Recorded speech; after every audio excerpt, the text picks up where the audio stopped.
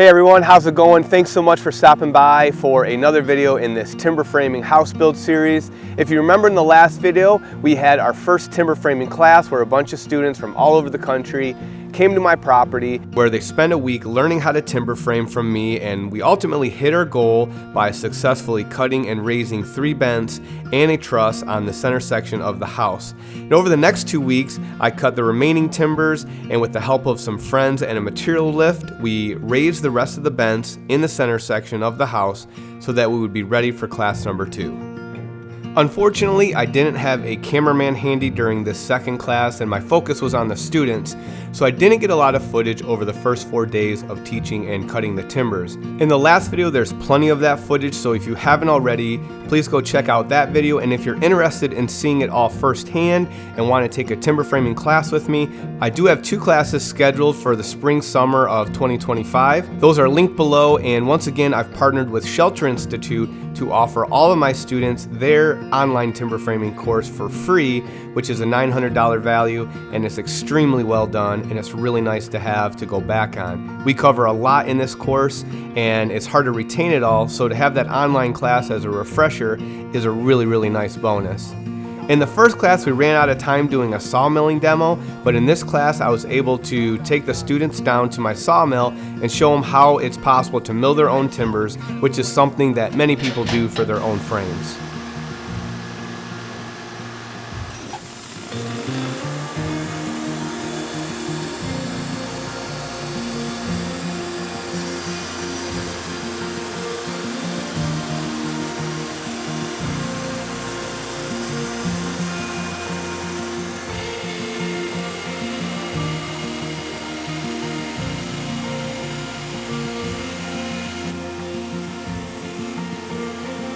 So here we are on day 5 of the class. The students did an incredible job over the first 4 days, learning a ton and developing a lot of skills and confidence. And now it's time to see if all of our hard work paid off and if all of our joinery was laid out and cut perfectly. There's no time or room for error, and our goal is to raise all the walls, rafter plates, the floor joists, and one of the trusses. Bring it over. It's gonna go, yes. Yep. Okay, there we go. Alright, okay, let's come back in. Alright. Yeah, you can flip them any direction. Okay, good. Alright, bring a knee brace over here. Good deal. Yep. Just somebody keep that from falling off right now. Watch that knee brace so it doesn't. Okay. Let's just slide this forward first. Careful, careful. All right, get that knee brace started. Flip it.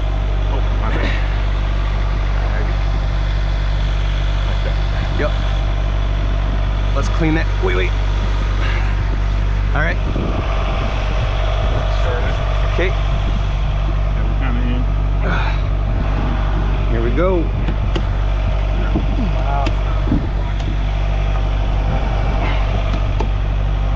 right. Hell yeah. All right, so we're gonna be putting it about right here. We are gonna need we're gonna need 1 ratchet strap at the top and 1 at the bottom to kind of help keep us square. That's gonna go at the very bottom or at the very top. Keep one there. We got to have blocks around everything to protect it. What we're going to try to do, especially on this really kind of visible, important joint that we work so hard on, is we're going to squeeze the living daylights out of this thing with this come along and compress those fibers. And that's kind of why we undercut everything on those joints a little bit, so that we end up with a really nice seam. We're going to strap this thing really tight, make sure that we're square, the top and the bottom the same 24 feet across roughly, and then drill holes, add our wedges, peg this bad boy, and then we'll be able to stand it up. So we need one. Yep. Okay, go ahead and give her some torque. Yep. So you only have one in the thing.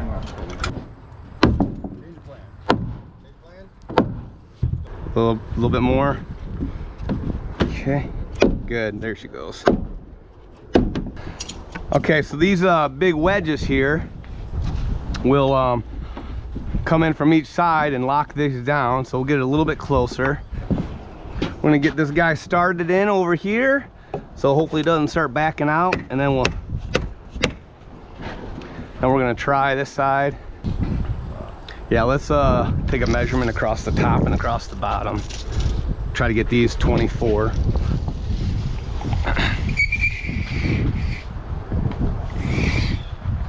All right, so guys, go ahead and crank yours in. Yeah, this might help us. We're an inch out up top here.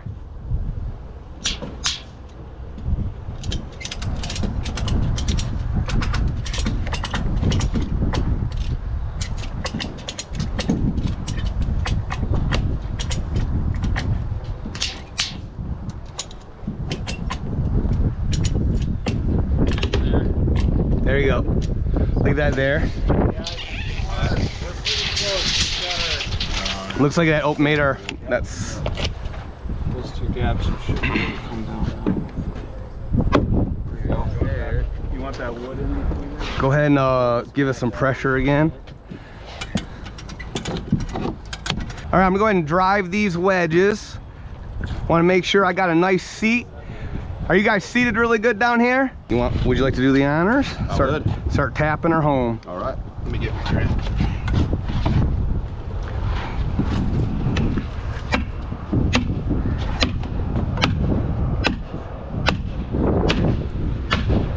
All right, slow her down a little bit until it... Let's see how that seam tightened up. Oh yeah. Nice. I'm gonna give it a good whack with this come along, okay, or this persuader. Give it a good stiff whack in there. All right, let's go do this side. All right. You want to go ahead and start pounding that one in?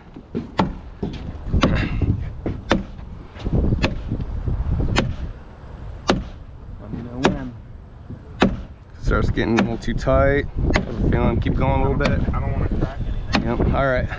Let me see how it's setting.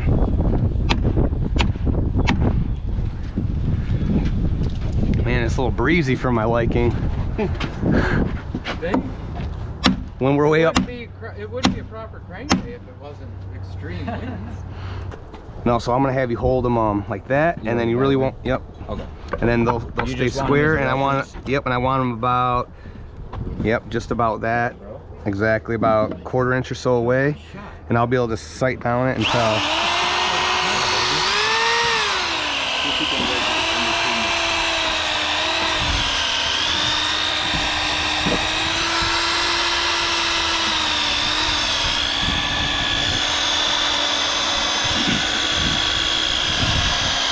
And once I get down there, you can pull them back. You can pull them out of the way.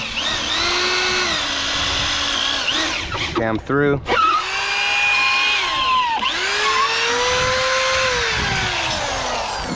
All right.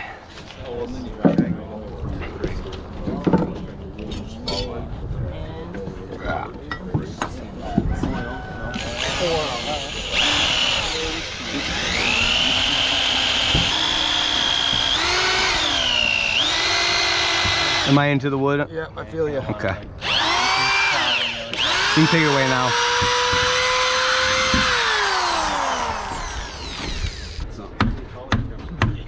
I'm surprised we didn't even need spit on these.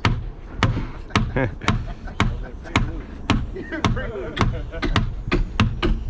little more. Yeah.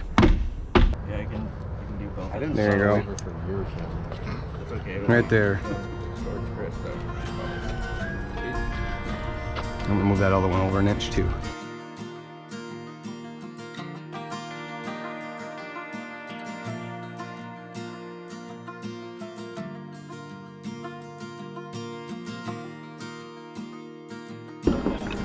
All right, so loop this around when you get a chance, my end. It's where you want to have a hard hat on if you're gonna get underneath stuff. You got one? There's one over there. 1, 2, 3. Take your time.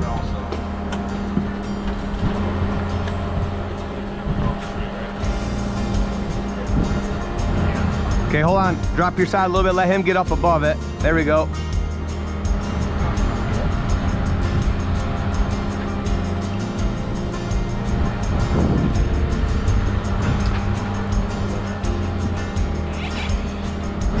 All right. And get up there and set it on it. All right, cool. All right, you're gonna have to come past it. Come past it a little more for me. All right, we gotta go.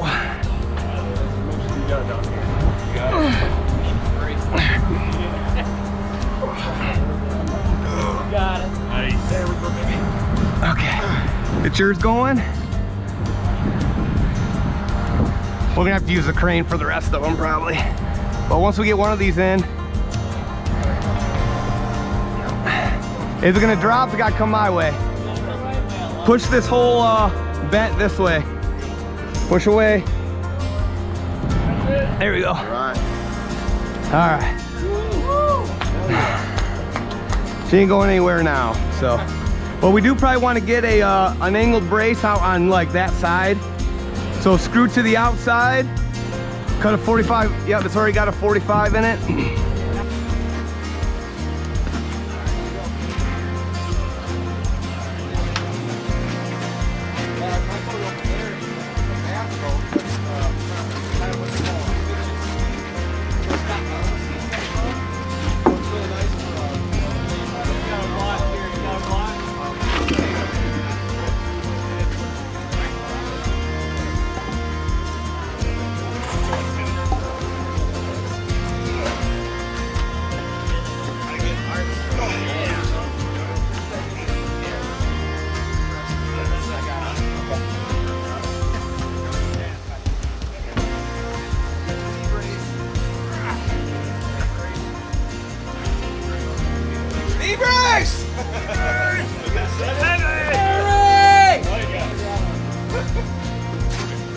Got it?